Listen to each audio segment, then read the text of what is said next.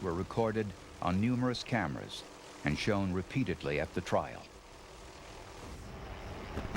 The golden age of Hollywood, for all of its glitz and glamour, was also marked by chilling enigmas. From unsolved murders to shocking disappearances, here lie the era's darkest mysteries that continue to haunt fans. Number 10. String Bean Aikman. Wounds heal with time, but never scars. Middle Tennessee has never remained the same, not for half a century. But it hasn't been that way in Middle Tennessee for 40 years. On the cold morning of November 11, 1973, String Bean Aikman and his wife Estelle, both in their late 50s, were tragically murdered on their rural Goodlettsville property. The shocking crime brought grief, outrage, and fear to the area, signaling the end of a country music's innocent days. The worst part? The Aikmans had invited their friends earlier that year to move into a farmhouse near their small cabin. They waxed lyrical about the area's tranquility and safety, only to pay the ultimate price for their loyalty. But what exactly happened? Renowned for his old-fashioned banjo-picking style, String Bean Aikman gained fame as a main cast member of the hit television show Hee Haw and as a cherished member of the Grand Ole Opry. The multifaceted performer seamlessly blended comedy with music, captivating audiences with his unique charm. The ace up his sleeve. His distinctive stage wardrobe, featuring a long nightshirt tucked into short blue jeans belted around his knees. It gave him the comical look of a tall man with stubby legs. Guys, Aikman was more than just a musician. He dabbled in comedy, played with several groups in the late 1930s, and also played semi-professional baseball. Everyone who knew String Bean loved him. He had no ego, he told good jokes, and he was one of the best banjo players you could possibly think of. Despite their success, Aikman and his wife Estelle lived frugally in a small cabin. They felt secure in their home, with Estelle once claiming they could leave a bucket of money on the porch and find it untouched. Unfortunately, this naive thinking would lead to the couple's murder. Modern Hollywood fans may not remember this, but the hard times of the Great Depression led to numerous bank failures. Gossip around Nashville was that Aikman kept large amounts of cash on hand, citing trust issues with banks about his money. On the night of November 10, 1973, String Bean and Estelle returned home from a performance at the Grand Ole Opry, unaware of the danger awaiting them. Inside their cabin, cousins John Brown and Marvin Douglas Brown, both 23, had broken in hours earlier, searching for valuables. Though they found no cash, they discovered several weapons and decided to wait for the couple's return to rob them directly. But the plan quickly unraveled. After noticing signs of a break-in, String Bean drew his pistol and fired at the intruders, but missed. They shot back, but didn't. String Bean died on the spot while his wife was caught and fatally shot, despite her pleas and attempts to flee.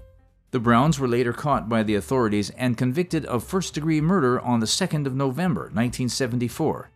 Marvin Brown passed away in prison in 2003, while John Brown was paroled on November 3, 2014, after spending 41 years behind bars. Coming next is a less gruesome tale, but far more serious. Mama hollered at the back door, y'all remember to wipe your feet. Number 9. Bobbie Gentry. What really happened to country music's trailblazing queen? Bobbie Gentry was on top of the industry in the 1960s.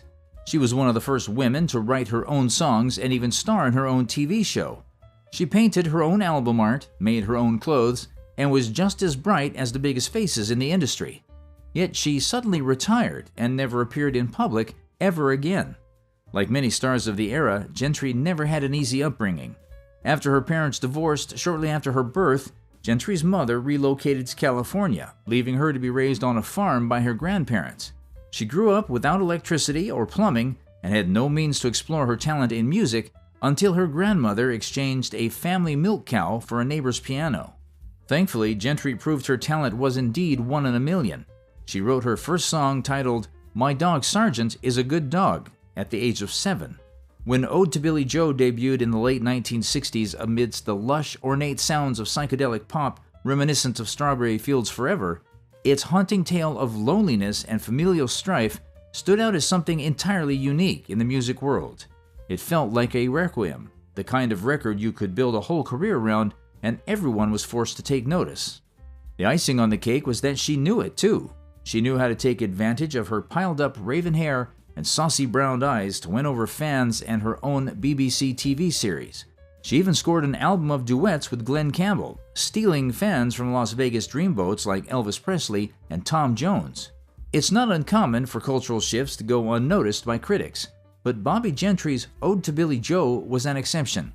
Her Southern Gothic masterpiece dominated the Billboard Hot 100 chart for 4 weeks and ranked third on the year-end chart for 1967. The song's success earned Gentry Grammy Awards in 1968 for Best New Artist and Best Female Pop Vocal Performance.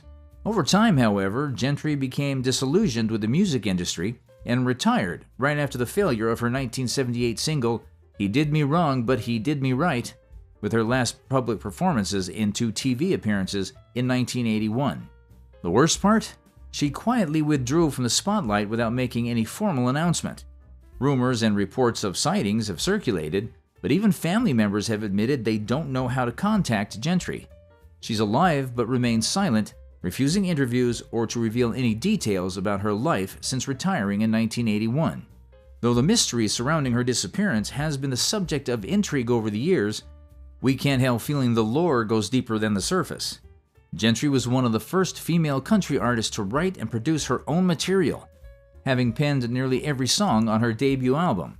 However, she was never credited for her contributions in the studio, including her work on Ode to Billie Joe, which she also produced. Was she so sick of it that she got tired of the music industry as a whole? Gentry has never explicitly stated her reason for leaving the industry so abruptly, but it's definitely an interesting theory. Number 8. Olive Thomas. Back in the industry's golden age was an American silent film actress, art model, and photo model unlike any other. Her beauty, charm, and talent were legendary, and she always knew how to strike the headlines, even in death. Born October 20th, 1894 to a low-earning family, Thomas was born without a silver spoon. Her father, James Duffy, was a breadwinning steelworker, but he died in a work-related accident in 1906. This forced the family to move to a small mill town in Pennsylvania, where Olive left school at 15 to help support her siblings. She sold gingham at a Joseph Horne's department store for $2.75 per week, around $90 in today's economy. She began her career as an illustrator's model in 1914 when she was 20, and moved on to the Ziegfeld Follies the following year. There, she appeared in the more risque show The Midnight Frolic before starting a very successful silent film career. Her filmography includes over 20 features over the course of her 4-year film tenure. Not much is really known about Thomas's personal life save for her 2 marriages, the latter of which began in late 1916 when she met fellow actor Jack Pickford, the brother of silent film star Mary Pickford, at a beach cafe on the Santa Monica Pier. Both Thomas and Pickford were talented, but their passion for life's uncertainties often overshadowed their career ambitions. Many believe that Thomas was the love of Pickford's life, which can be proven by their elopement, but their marriage was marked by intense conflict, followed by extravagant reconciliations through lavish gifts. Worse, they never had enough time to spend together. They were constantly traveling and working and hardly ever alone. With their marriage on the verge of collapse, the couple opted for a second honeymoon. They traveled to Paris in August 1920, hoping to blend a vacation with film preparations, but calamity surely struck. On the night of September 5th, 1920, the couple spent the evening enjoying the nightlife at the bistros in Paris's Montparnasse quarter. After returning to their suite at the Hotel Ritz around 3 a.m., Pickford either fell asleep or was outside the bedroom. A tired and intoxicated Thomas mistakenly drank a mercury bichloride solution, a topical medication prescribed to Pickford for sores for his chronic syphilis. Though details differ, it is believed that Thomas confused the flask for either drinking water or a sleeping tonic, as the medication's label was in French, which may have contributed to her confusion.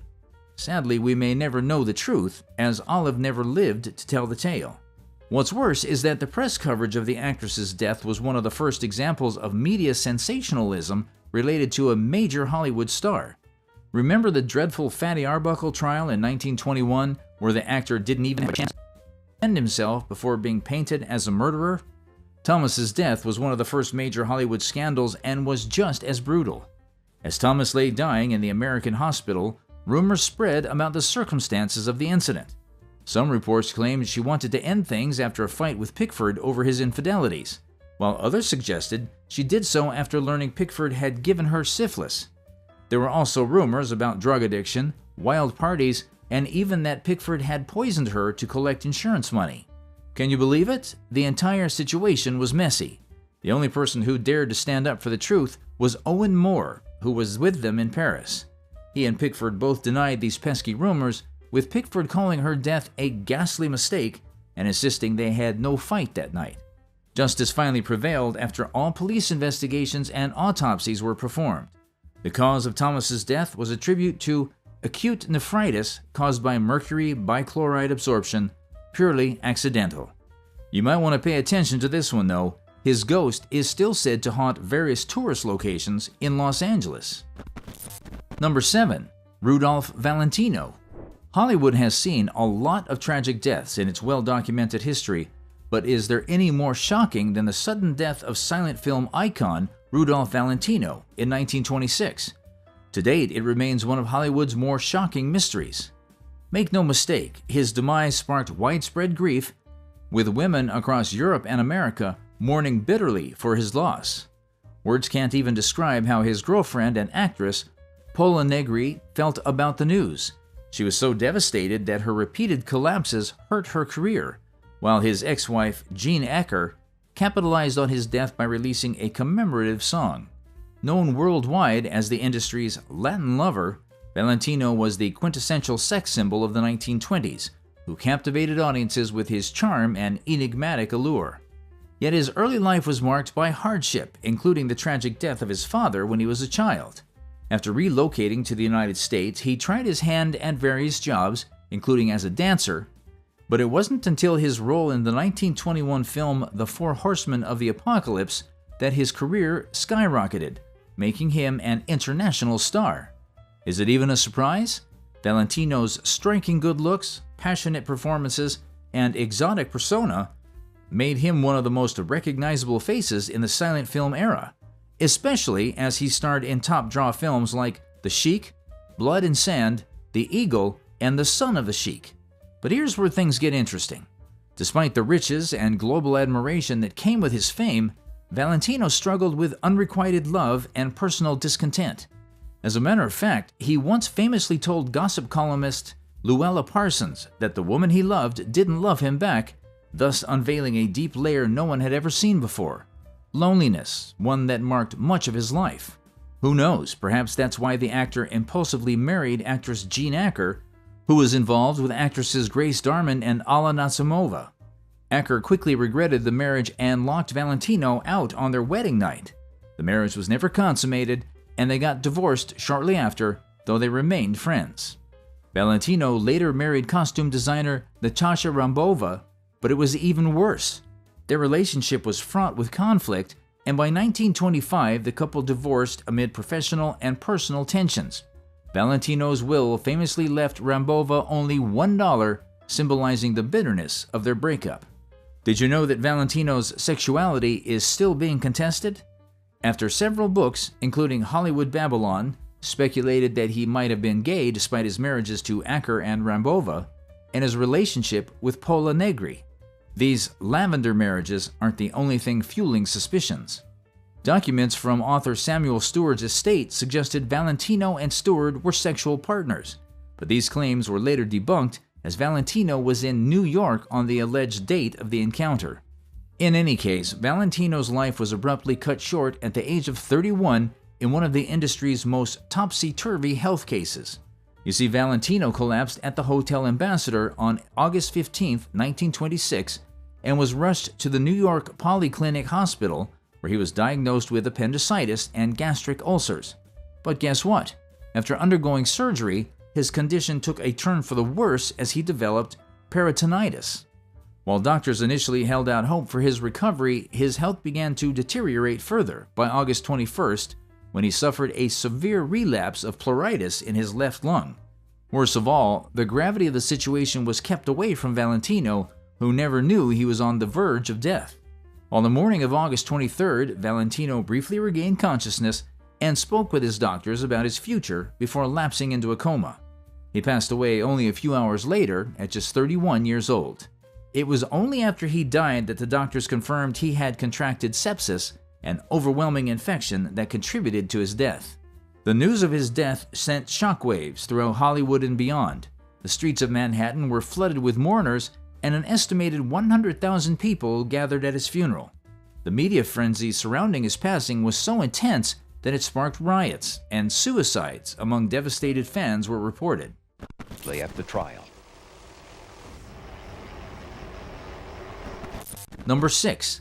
Vic Morrow.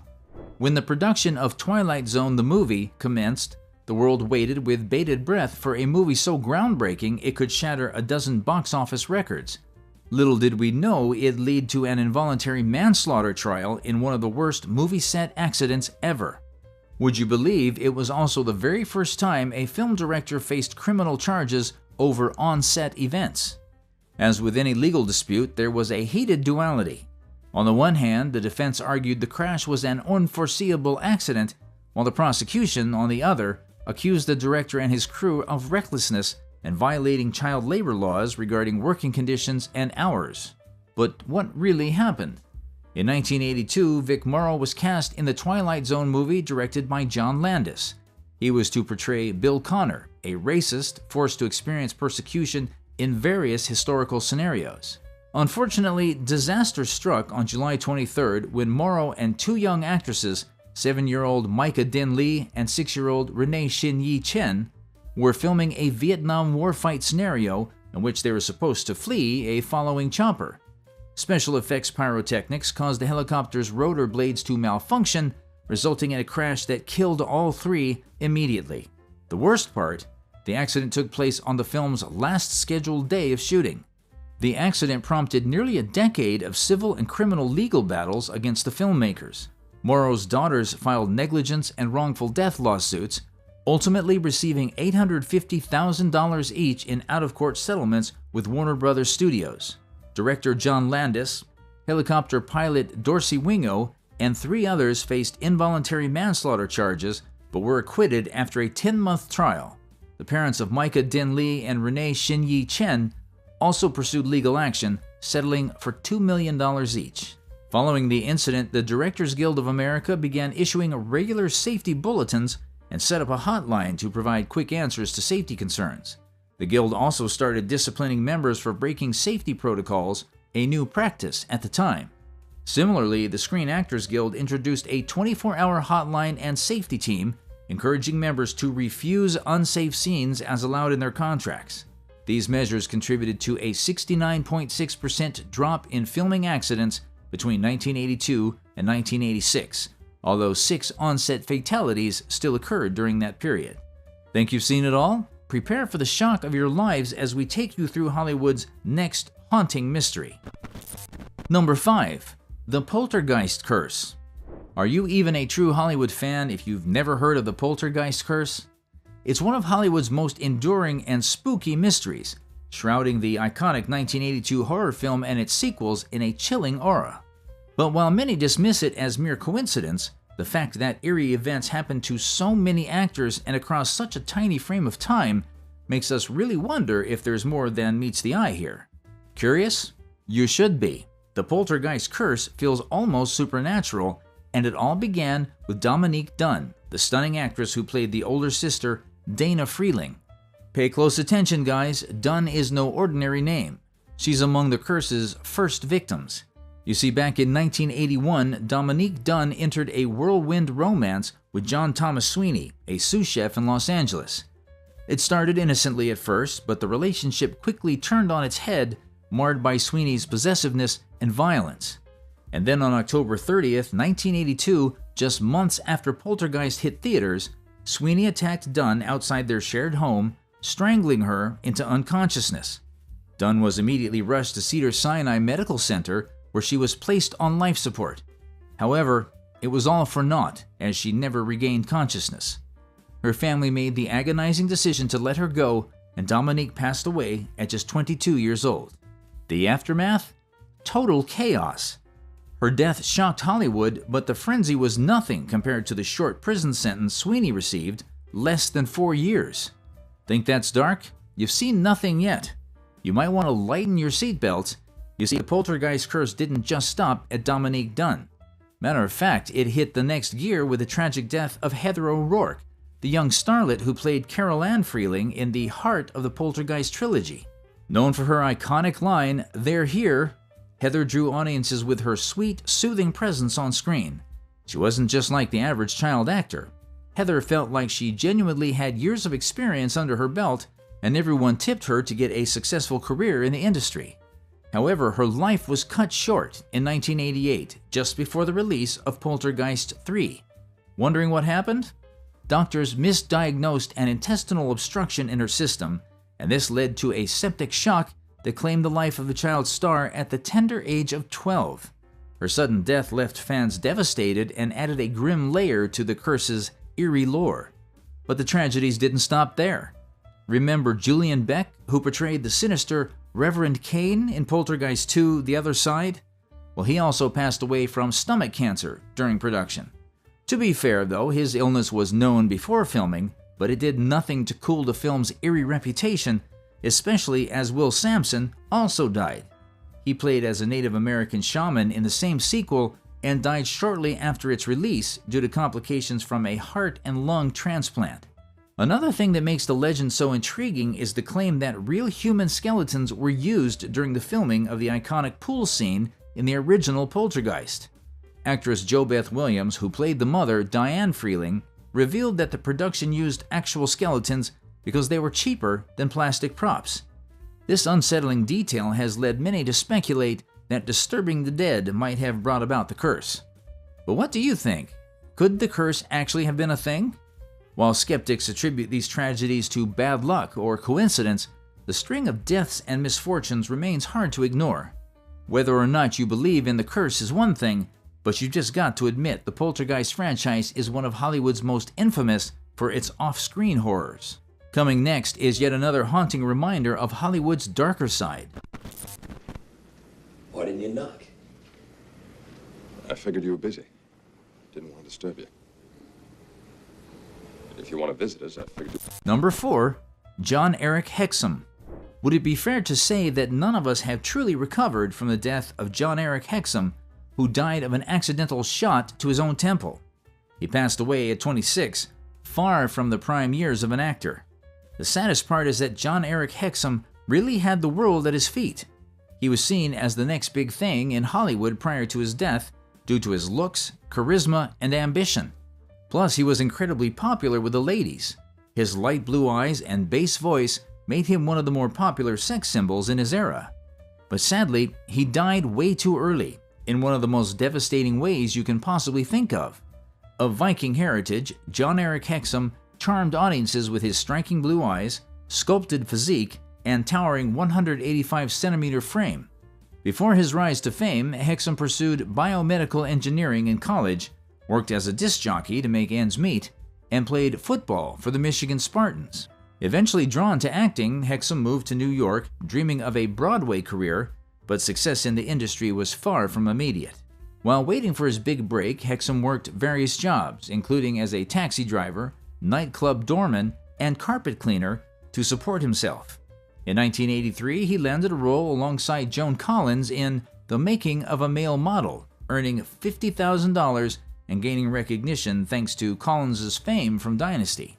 His career reached its peak with the TV series Voyagers, where he starred opposite Jennifer O'Neill, known for her role in Summer of 42 back in 1971. The series became iconic, especially with its memorable theme song, Holding Out for a Hero by Bonnie Tyler. However, tragedy struck on October 12, 1984, when the cover-up cast and crew were filming the series' 7th episode, Golden Opportunity, on the 20th Century Fox property. On the day of the incident, one of the scenes required Hexum's character to load cartridges into a .44 Magnum revolver, so he was given a real gun loaded with blanks. When the master shot didn't go as planned, production was delayed. Feeling restless during the wait, Hexum decided to lighten the mood by playing around. He removed all but one blank cartridge, spun the cylinder, and as if playing Russian roulette, pressed the gun to his right temple and pulled the trigger, saying, "Can you believe this?" Unfortunately, his joke proved fatal. The blast fractured his skull, driving a bone fragment into his brain and causing severe hemorrhaging. Despite undergoing 5 hours of surgery at the Beverly Hills Medical Center, he remained comatose and was declared brain dead on October 18th. 6 days later, with John Eric still on a ventilator, his mother made the heart-wrenching decision to turn off his life support. He was only 26. As a registered organ donor, his organs were transplanted to at least 5 people, including the recipient of his heart. Before we go into the final 3 secrets, why don't you take a second or two to subscribe to the channel and hit the notification bell? It's free and would keep you in the loop for more fascinating stories. Talk about a win-win situation. Alright, here goes number 3. Number 3. Paul Bern's death. Hollywood has always had its secrets, some darker than others. Few, however, can ever match the mysterious death of Paul Bern, whose body was found lifeless in the master bedroom of his Beverly Hills mansion with a bullet hole in his head. His wife? None other than the infamous platinum bombshell Jean Harlow, who married Bern after just months of dating. So little planning went into the wedding that Harlow was rumored not to wear a real wedding dress. The honeymoon lasted a day, and then they went back to work. Before we talk about the shocking behind-the-scenes story, though, let's circle back to Jean Harlow. Renowned for her bleach blonde hair, good looks, and plunging neckline, it didn't take long for everyone to want a piece of the stunning new actress. Gossip columns eagerly followed her every move, and she reveled in the attention. Seen with top producers and directors, Harlow quickly used her charm and looks to climb the Hollywood ladder. So it was no surprise when Bern facilitated Harlow's contract transfer from Howard Hughes to MGM, the industry's powerhouse studio. Shortly after the wedding, rumors began to spark, as it so often happens in Hollywood. The union was believed to be unhappy as Bern began to deteriorate and look haggard, a stark contrast to Harlow, who was as radiant as ever. But here's where things get interesting. Bern's butler was the one who found Bern lifeless, but instead of calling the police, he phoned the studio where Bern worked. Studio executives rushed to his house, compromising the crime scene as they discussed their next steps. At the time, Harlow was a major Hollywood star, and it's believed the studio may have gone to great lengths to protect their assets, possibly even tampering with evidence. It took 2 hours for the police to be notified after the executives arrived, including MGM co-founder Louis B. Mayer, security chief W.P. Hendry, and co-founder Irving Thalberg. What they did during those 2 hours remains a mystery. Were they shocked? Were they trying to hide something? No one knows. According to the inquest, the night before his death, Bern sent Harlow to her mother's house, claiming he had work to do. When she returned on Sunday, he sent her away again, saying he had scripts to read. Harlow assumed he had fallen asleep reading them, but another version of events suggests that Jean simply wanted space due to a headache and went back to her mother's. This raises a lot of questions, especially considering Harlow later provided 2 different reasons for not being at home that night, which seems suspicious. But the story doesn't stop there. There was another woman in Bern's life called Dorothy Millette. They had lived together in New York and Toronto for years before his move to LA. Some sources claim Millette was his estranged wife, though there are conflicting reports about their relationship. In any case, Millette was a 20-year-old aspiring actress who was once institutionalized for mental illness, without a clear diagnosis. Bern continued to pay for her medical expenses even after marrying Harlow. Yet the twist comes the day after Bern's death. Millette was on a steamer traveling from San Francisco to Sacramento when her coat was found on the railing, but she was missing. Millette's body was discovered in the river 2 weeks later. So here lies the bigger question. Was Bern's shot self-inflicted? Was Millette's disappearance a coincidence? Or is there something more to both deaths? One theory suggests that Bern put a stop to his life because he felt overwhelmed by his new marriage, financial struggles, and an inability to please Harlow. But was that really the case? This theory seems unlikely considering they had only been married a few months. If Bern was that unhappy, why not leave Harlow? Perhaps he couldn't afford a divorce, or maybe he was being blackmailed. With his secret relationship and money troubles, he could have been an easy target. Another theory proposes that Harlow killed Bern, driven by jealousy and frustration with his performance as a husband. His secret love for Millette, financial deception, and lack of commitment may have pushed Harlow over the edge.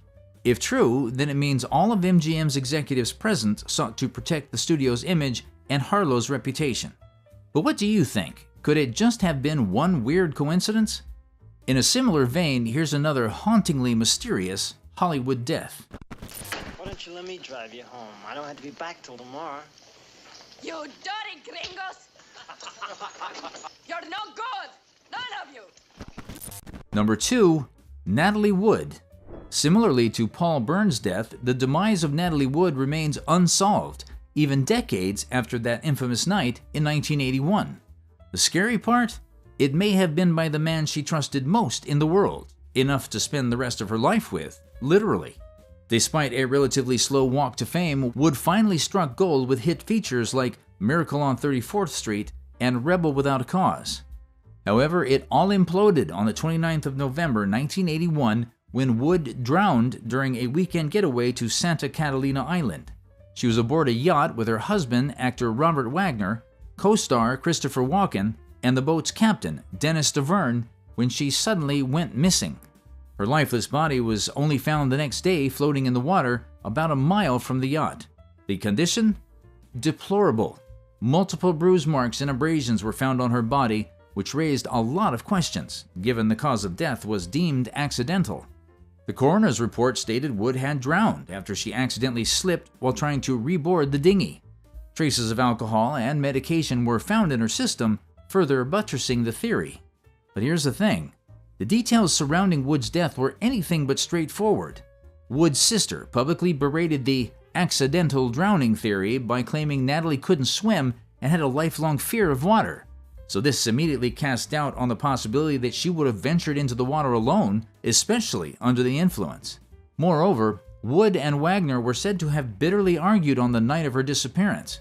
Could this have escalated into something more sinister? Possibly. There were claims from witnesses aboard a nearby boat who reported hearing cries for help in the dark. This testimony directly contradicts the narrative of an accidental fall. If she had indeed slipped, why would there be cries for help in the moments before her death?